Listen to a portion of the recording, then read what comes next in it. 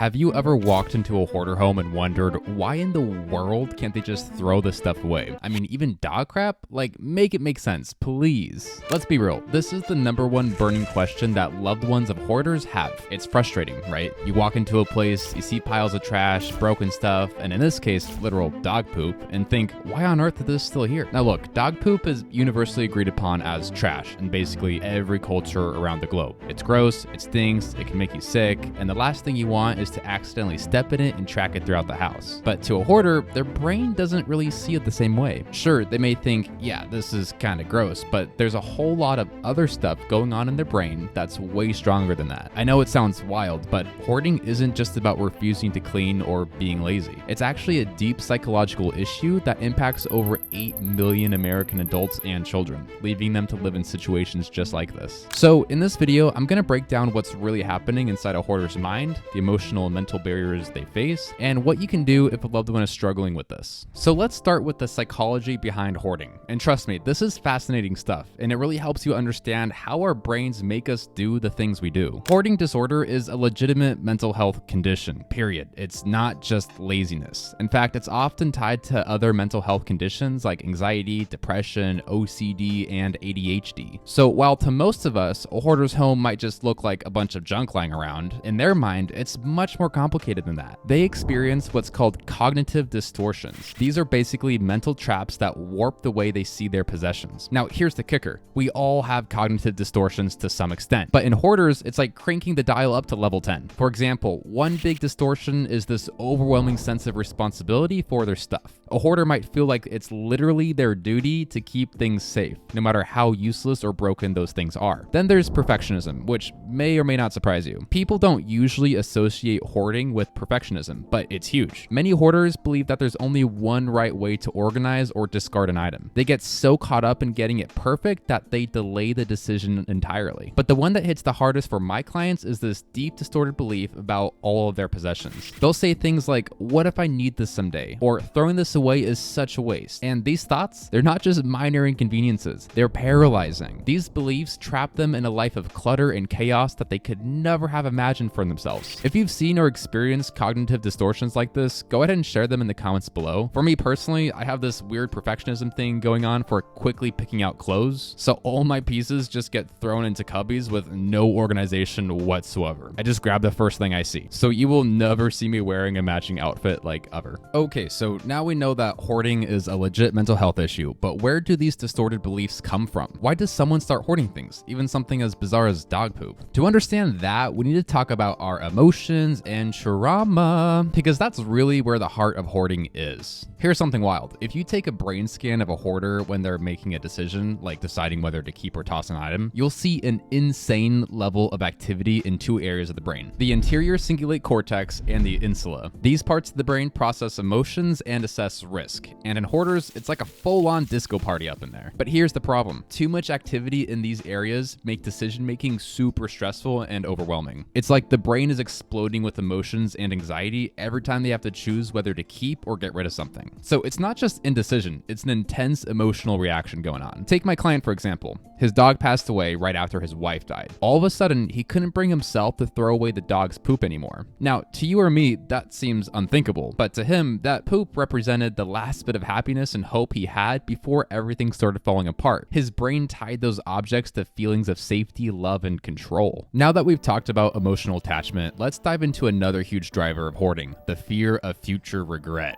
This is the what if I need this mentality. We've all been there at some point, right? You look at something and think, I might need this later, so you hang on to it. But for hoarders, this isn't just a passing thought. It's more like an all-consuming fear. The anxiety they feel about possibly needing an item in the future creates this huge wave of panic, leaving them frozen in place. So instead of throwing the item out, it goes right back to where they found it. And when you combine this with perfectionism or OCD, it's like the perfect storm. They end up buried alive in their own stuff, paralyzed by indecision and fear. And then lastly here, we have fear of losing control. That's where trauma plays a big role. Trauma literally rewires your brain's threat response system, making the idea of discarding objects feel like a threat to your emotional safety. When we lose people or animals that we love, our brains can successfully trick us into thinking that holding on to stuff is the only way to maintain control in a world that feels like it's falling apart. Now, at this point, you might be thinking, thinking, okay, great. My mom's hoarding situation is tied to trauma, distorted thinking, and fear of regret. So what the hell am I supposed to do with that? First of all, thanks for asking. Second, don't do what everyone's first instinct is. Don't go over there and say, hey mom, good news. I hired a cleaning company and they're coming Thursday to fix all this. I also scheduled you a therapist that you'll see every Tuesday. Do you want to thank me now or thank me later? This is not going to help, I promise you. In fact, it'll set you back at least 10 steps. They will spiral. Remember, hoarders see the world differently. While you see clutter, they see memories, potential, and value. Try something more like this. Hey mom, I noticed you haven't been yourself lately since XYZ happened. I can tell it's been overwhelming, and that makes total sense. I read somewhere that our physical space reflects what's going on in our mind, and I'm worried about your safety with all this clutter. The risk of a house fire is pretty strong here, and I want my kids to know who their grandma is. Can we make a plan to start making the space safer? This approach gives them back control while also letting them know you care about their health and safety. So just to summarize here, hoarding is more than just laziness. It's a deep, complex mental health issue rooted in emotional attachment, trauma, and distorted thinking. And it affects millions of Americans. So if you or a loved one is open to change, I highly suggest starting with therapy. You'll save yourself a ton of time and money if you address the mental side of hoarding before bringing in outside cleaning help. Now, therapy can be pretty expensive and inconvenient because you gotta travel, but it's 2024 now, and you can do these sessions online through your health insurance and keep things pretty affordable. That's why I'm partnering with NoCD, a virtual therapy provider that specializes in treating OCD and related conditions like hoarding disorder. With NoCD, you can get evidence-based virtual therapy for both OCD-related hoarding and hoarding disorder, and work with licensed therapists who understand exactly what you're going through. NoCD therapists have the expertise to figure out the cause of you or your loved one's hoarding and help you conquer it with the right kind of care. They also accept major insurance plans to make treatment more affordable. Plus, you'll have access to their direct messaging with your therapist, powerful in-app tools, and a community of people you can relate to whenever you need support between therapy sessions. If you think you or a loved one might be struggling with hoarding, OCD, or both and want to find out more about how NoCD can help, go to nocd.com or tap the link in the description to book a call with their team. But with that, I wish you all the best on your journey and please be safe.